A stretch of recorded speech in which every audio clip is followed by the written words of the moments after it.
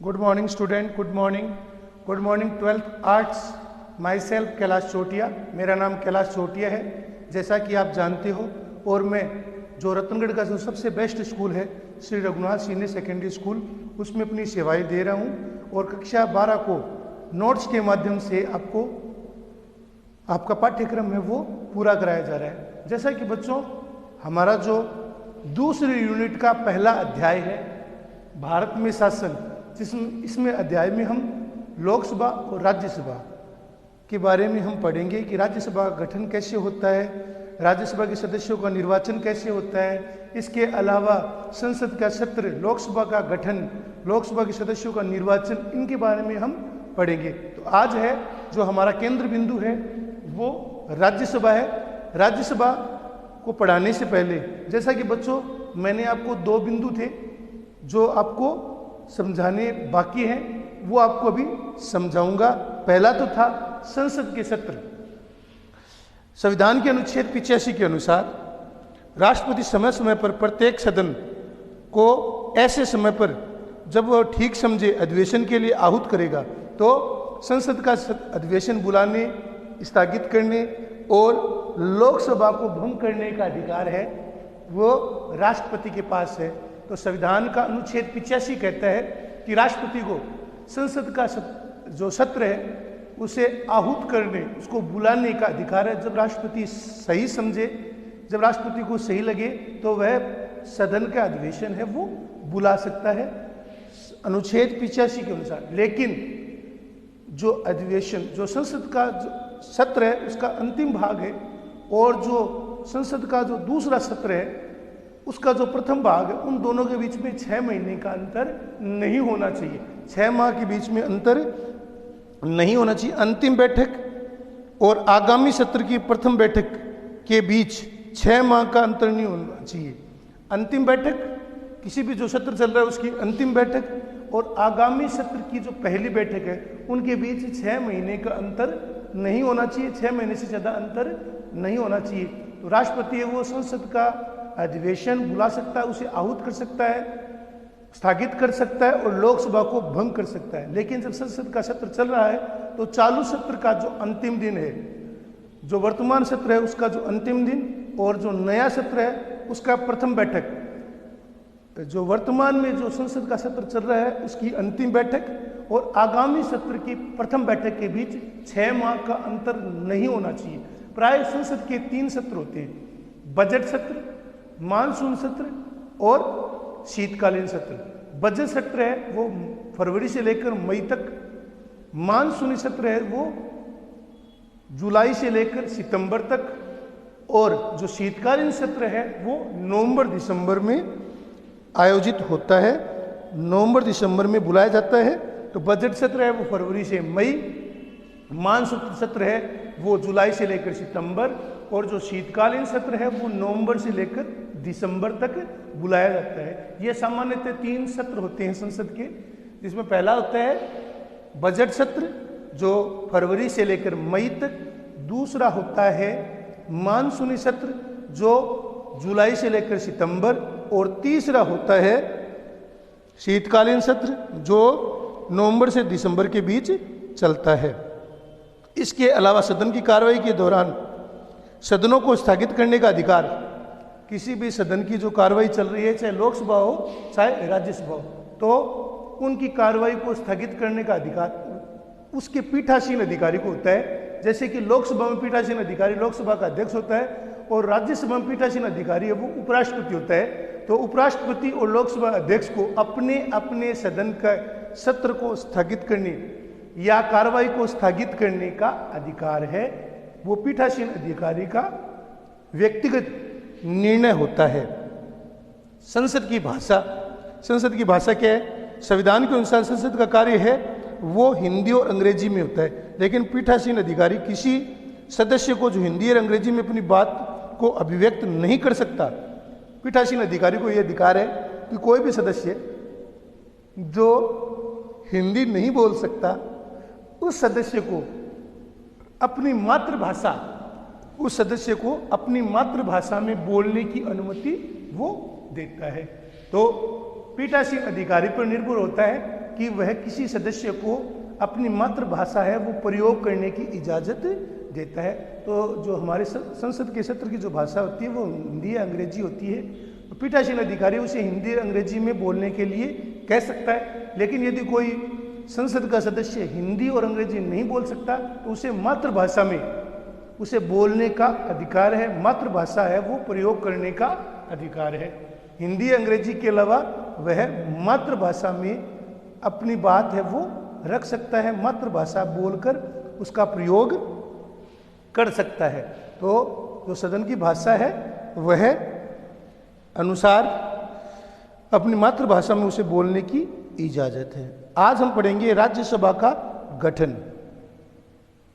राज्यसभा को उच्च सदन कहते हैं, स्थायी सदन कहते हैं, राज्यों का सदन भी कहते हैं। तो राज्यसभा है उसे उच्च सदन, स्थायी सदन और राज्यों का प्रतिनिधित्व सदन भी कहते हैं। लोकसभा और राज्यसभा में यही अंतर है, लोकसभा अस्थायी है, राज्यसभा स्थायी है। लोकसभा कार्यकाल 5 वर्षीय अनिश्चित होता है, जबकि राज्यसभा का कार्यकाल है वो 6 वर्ष होता है। लोकसभा है वो अस्थायी सदन है, राज्यसभा स्थायी सदन है।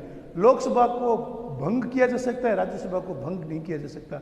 लोकसभा की सदस्य संख्या 545 है, राज्यसभा की सदस्य संख्या अधिकतम 250 हो सकती है, वर्तमान में 245 है। तो ध्यान में रखना है इन चीज़ों को। लोकसभा है वो जनता के प्रति उत्तरदायी होती है, जबकि राज्यसभा है वो सदन के प्रति उत्तरदायी मानी जाती है। लोकसभा के द्वारा सदस्यों को या लोकसभा है वो अविश्वास प्रस्ताव के द्वारा लोकसभा को समाप्त किया जा सकता है या भंग किया जा सकता है, जबकि राज्यसभा में ऐसा नहीं होता, राज्यसभा को समाप्त नहीं किया जा सकता। इस प्रकार हमने देखा है कि राज्यसभा का सदन है वो उच्च सदन कहलाता है, स्थायी सदन कहलाता है, राज्यों के सदन के नाम से जाना जाता है। राज्यसभा का गठन संविधान के अनुच्छेद 80 के द्वारा किया गया है, जिसके अनुसार इसकी अधिकतम संख्या है वो 250 हो सकती है।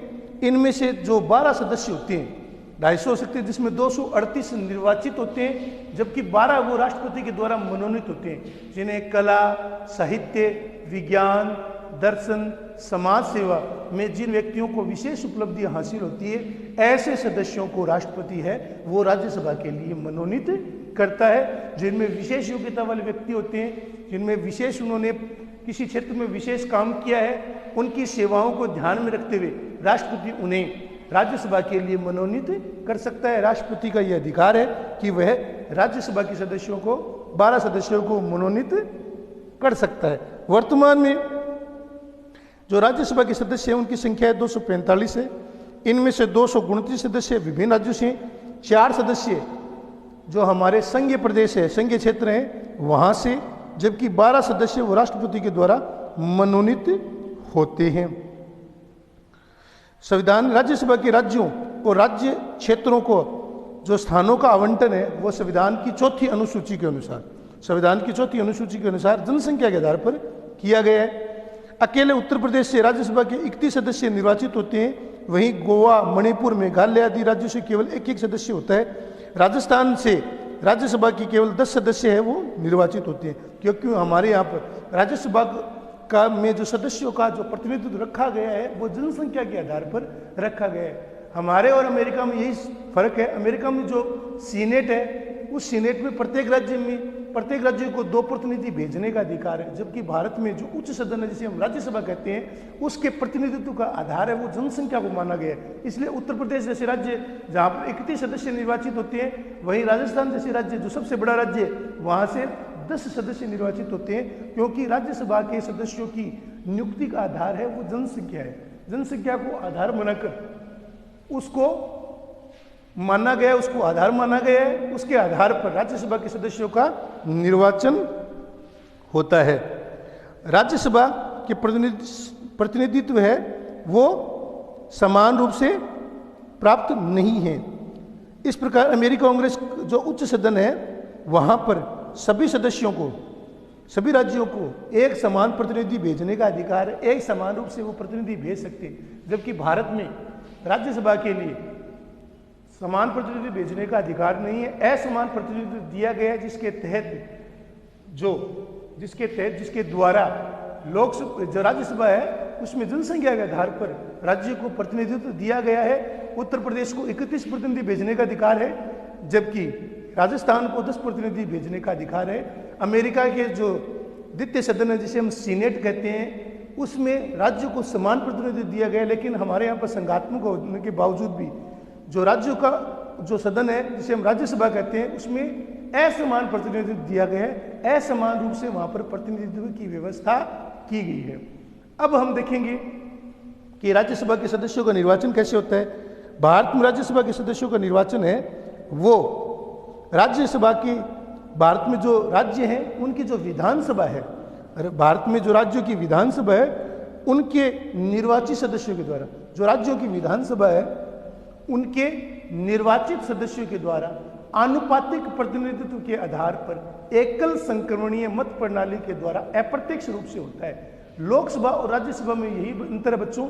लोकसभा का जहां सदस्यों का निर्वाचन है वो प्रत्यक्ष रूप से वयस्क मताधिकार के आधार पर गुप्त मतदान प्रणाली के द्वारा होता है, वही राज्यसभा के सदस्यों का निर्वाचन है वो बच्चों आनुपातिक प्रतिनिधित्व के आधार पर एकल संक्रमणीय मत प्रणाली द्वारा अप्रत्यक्ष रूप से किया जाता है, अप्रत्यक्ष रूप से होता है। जैसे राजस्थान से राज्यसभा के सदस्यों का निर्वाचन है वो 200 विधायक मिलकर करते हैं। राज्यसभा चुनाव के लिए हाल ही में 2 संशोधन हुए। प्रत्याशियों के लिए उस राज्य का निवासी होने की शर्त का निवारण किया गया है जिस राज्य का वह निर्वाचित होना चाहता है, तथा गुप्त मतदान प्रणाली के स्थान पर खुले मतदान प्रणाली की व्यवस्था को स्वीकार किया गया है। राज्यसभा का निर्वाचन कराने की जिम्मेदारी भारत के निर्वाचन आयोग को दी गई है। जैसे राजस्थान में जो विधानसभा उसके सदस्य हैं वो 200 है, तो 200 सदस्य मिलकर है वो राजस्थान के 10 सदस्यों को चुनते हैं। प्रति 2 वर्ष बाद में 1/3 सदस्य वो रिटायर हो जाते हैं, उसके स्थान पर 1/3 नए सदस्यों का निर्वाचन है वो किया जाता है। तो राज्यसभा के सदस्यों का निर्वाचन है वो आनुपातिक प्रतिनिधित्व के आधार पर एकल संक्रमणीय प्रणाली द्वारा एकल संक्रमणीय प्रणाली द्वारा अप्रत्यक्ष रूप से होता है। उस व्यक्ति के लिए जो संशोधन हुए उसके आधार पर उस व्यक्ति के लिए उस राज्य का निवासी होना आवश्यक नहीं है। उसके व्यक्ति के लिए उस राज्य के निवासी होने की शर्त का निवारण किया गया है। राज्यसभा की अवधि, जैसा कि बच्चों पता आपको, राज्यसभा एक स्थायी सदन है, इसे कभी भंग नहीं किया जा सकता। राज्यसभा कभी भंग नहीं होती। राज्यसभा स्थायी सदन है, लोकसभा अस्थायी सदन है, लोकसभा को भंग किया जा सकता है। राज्यसभा स्थायी सदन है, राज्यों का प्रतिनिधित्व सदन है, इसे कभी भंग नहीं किया जा सकता। राज्यसभा कभी भंग नहीं हो सकती, जबकि लोकसभा को भंग किया जा सकता है। राज्यसभा के सदस्यों की पदावधि निर्धारित नहीं है, इसे संसद पर छोड़ दिया गया है। इसके आधार पर जनप्रतिनिधित्व अधिनियम 1951 के द्वारा राज्यसभा के सदस्यों का कार्यकाल, जनप्रतिनिधित्व अधिनियम 1951 के द्वारा जनप्रतिनिधित्व अधिनियम 1951 के द्वारा राज्यसभा का कार्यकाल है वो 6 वर्ष निर्धारित किया गया है, 6 वर्ष रखा गया है, जिसमें प्रत्येक 2 वर्ष में 1/3 सदस्य वो हट जाते हैं, उनके स्थान पर नए 1/3 सदस्यों का निर्वाचन किया जाता है। 1/3 सदस्य वो उनका कार्यकाल पूरा हो जाता है, उनके स्थान पर नए 1/3 सदस्यों का है वो निर्वाचन होता है। पुनर्निर्वाचन होने के लिए कोई निश्चित अवधि निर्धारित नहीं है। राज्यसभा की पदाधिकारी संविधान के अनुच्छेद 64 व 89 के अनुसार राज्यसभा का जो सभापति होता है वो भारत का उपराष्ट्रपति होता है। संविधान के अनुच्छेद 64 और 89 के अनुसार राज्यसभा का जो सभापति होता है वो भारत का उपराष्ट्रपति होता है। The vice president of India, Bharat का उपराष्ट्रपति राज्यसभा का पदेन सभापति होता है। अनुच्छेद 64 और 89 के अनुसार भारत का उपराष्ट्रपति राज्यसभा का पदेन सभापति होता है। अनुच्छेद 89 के अनुसार सभापति के अतिरिक्त राज्यसभा में एक उप सभापति होता है जिसका निर्वाचन राज्यसभा के सदस्य अपने में से ही एक से उसका निर्वाचन करते हैं। इस प्रकार राज्यसभा का सभापति सदन का सदस्य नहीं होता, जबकि उपसभापति उसका सदस्य होता है। अनुच्छेद 64 और 89 के अनुसार, अनुच्छेद 64 और 89 के अनुसार भारत का उपराष्ट्रपति है, भारत का उपराष्ट्रपति राज्यसभा का पदेन सभापति होता है। पदेन सभापति होता है। राज्यसभा की कार्रवाई का संचालन है वो सभापति या उपराष्ट्रपति करता है। सभापति या उपराष्ट्रपति के अलावा राज्यसभा में उपसभापति होता है, जिसका निर्वाचन राज्यसभा के सदस्य अपने में से एक सदस्य के द्वारा उसका निर्वाचन करते हैं। तो और उपराष्ट्रपति होता है वो राज्यसभा का सदस्य नहीं होता है, लेकिन वो उसका सभापति जरूर होता है, जबकि उपसभापति राज्यसभा का ही सदस्य होता है। उपराष्ट्रपति राज्यसभा का सदस्य नहीं होता, जबकि उपसभापति राज्यसभा का सदस्य होता है। राज्यसभा का सदस्य है वो, उपसभापति है वो राज्यसभा का सदस्य होता है। जब उपराष्ट्रपति भारत के कार्यवाहक राष्ट्रपति के रूप में कार्य करता है तो सदन में अनुपस्थित रहता है। उस समय उपसभापति है वो ही राज्यसभा की कार्रवाई का संचालन करता है। यदि राष्ट्रपति की अनुपस्थिति में कार्यवाहक राष्ट्रपति के रूप में उपराष्ट्रपति काम कर रहा है तो ऐसी स्थिति में जो राज्यसभा की कार्रवाई है उसका संचालन है वो उपसभापति करेगा, या उपसभापति है उसके द्वारा उसकी कार्रवाई का संचालन किया जाता है। तो जैसा आपको बच्चों मैंने बताया, राज्यसभा की कार्रवाई, राज्यसभा के पदाधिकारी संविधान के अनुच्छेद 64 और 89 के अनुसार भारत का उपराष्ट्रपति है वो राज्यसभा का पदेन सभापति होता है। पदेन सभापति होता है। उपराष्ट्रपति है वो राज्यसभा का सदस्य नहीं होता। राज्यसभा की कार्रवाई का समस्त संचालन उपराष्ट्रपति करता है। यदि उपराष्ट्रपति कार्यवाहक राष्ट्रपति के रूप में कायम करता है तो उसकी अनुपस्थिति में जो उपसभापति है वही समस्त कार्रवाई का संचालन करेगा। उपराष्ट्रपति राज्यसभा का सदस्य नहीं होता, जबकि उपसभापति राज्यसभा का सदस्य होता है।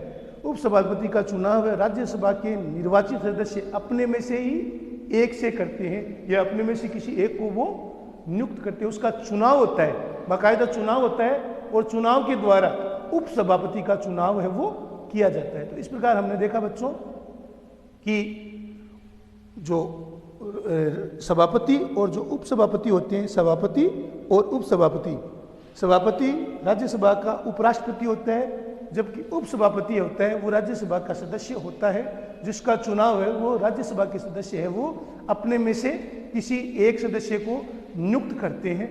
उसका चुनाव होता है जिसमें सभी दल है वो या प्रमुख दल है उनको अपने अपने प्रतिनिधि खड़ा करने का अधिकार होता है, और जिसके पास बहुमत होता है वह उपसभापति निर्वाचित हो जाता है, या उपसभापति है वो बन जाता है। तो इस प्रकार हमने देखा बच्चों कि आज आपको राज्यसभा के गठन के बारे में बताया। राज्यसभा गठन अनुच्छेद 80 के अनुसार किया गया। इसके अनुसार इसकी सदस्य संख्या है वो 250 है। वर्तमान में इसकी सदस्य संख्या 245 है, जिसमें से 238 निर्वाचित होते हैं, 12 मनोनीत। मैं 250 के बारे में बता रहा हूँ। वर्तमान में 229 तो राज्य से हैं, 4 संघीय क्षेत्रों से है, और 12 वो राष्ट्रपति के द्वारा मनोनीत होते हैं, जिन्हें साहित्य, कला, विज्ञान, दर्शन, समाज सेवा में जिन्होंने विशेष उपलब्धियां हासिल की है, ऐसे सदस्यों में से, ऐसे लोगों में से ही राष्ट्रपति है वो 12 सदस्य है वो राज्यसभा के लिए मनोनीत करता है, 12 सदस्यों का मनोनयन करता है। इस प्रकार हम देखते हैं हमारे यहाँ पर राज्यसभा के लिए है वो जनसंख्या को प्रतिनिधित्व बनाया गया। अमेरिका में संघीय व्यवस्था के अनुसार वहाँ पर उच्च सदन या सीनेट में सभी राज्यों को समान प्रतिनिधित्व दिया गया, जबकि भारत में जनसंख्या को आधार माना गया है और सभी राज्यों को समान प्रतिनिधित्व के बजाय असमान प्रतिनिधित्व दिया गया है। जैसे उत्तर प्रदेश में 31 सदस्य हैं वो राज्यसभा के लिए निर्वाचित होते हैं, जबकि राजस्थान में 10 सदस्य वो निर्वाचित होते हैं। राज्यसभा के सदस्यों का चुनाव है वो विधानसभा के चुने हुए प्रतिनिधि है या एमएलए है वो उसका निर्वाचन करते हैं। राज्यसभा के सदस्यों का निर्वाचन आनुपातिक प्रतिनिधित्व के आधार पर एकल संगठनीय प्रणाली द्वारा अप्रत्यक्ष रूप से होता है। इसके द्वारा हमने देखा है 1951 में राज्यसभा के सदस्यों का कार्यकाल है, इसके अलावा 6 वर्ष रखा गया है। इसके अतिरिक्त राज्यसभा चुनाव के अंतर्गत हाल में 2 संशोधन हुए। इसके लिए प्रत्याशियों को उस राज्य का निवासी होना जरूरी नहीं है। इसके अतिरिक्त गुप्त मतदान प्रणाली के स्थान पर खुली मतदान प्रणाली का स्वीकार कर लिया गया। गुप्त मतदान प्रणाली के आधार पर खुली मतदान प्रणाली है वो मानी गई है। तो इस प्रकार हम देखते हैं कि राज्यसभा का जो निर्वाचन है वो आनुपातिक प्रतिनिधित्व के आधार पर एकल संगठनीय प्रणाली द्वारा अप्रत्यक्ष रूप से किया जाता है, अप्रत्यक्ष रूप से उसका निर्वाचन होता है। तो हमने आज हमारे जो प्रमुख बिंदु है, इसके अतिरिक्त राज्यसभा के सदस्यों का निर्वाचन है वो निर्वाचित सदस्य द्वारा आनुपातिक प्रतिनिधित्व के आधार पर एकल संगठनीय मत प्रणाली द्वारा अप्रत्यक्ष रूप से होता है। राज्यसभा की अवधि, राज्यसभा एक स्थायी सदन है, इसे भंग नहीं किया जा सकता। 1951 में द्वारा राज्यसभा के सदस्यों का कार्यकाल 6 वर्ष रखा गया, इसे भंग नहीं किया जा सकता। राज्यसभा कभी भंग नहीं हो सकती। इसके 2/3 सदस्य या 1/3 सदस्य है वो प्रति 2 वर्ष बाद में, 2/3 नहीं 1/3 सदस्य है, 1/3 सदस्य है वो प्रति 2 वर्ष बाद में अपना पद छोड़ देते हैं और उसके स्थान पर जो नए सदस्य है उनका निर्वाचन कर लिया जाता है।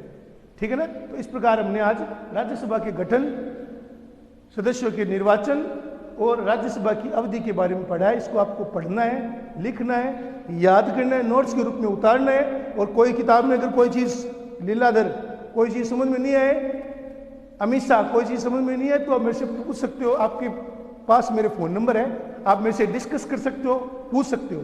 ठीक है, ये आपका होमवर्क है। धन्यवाद।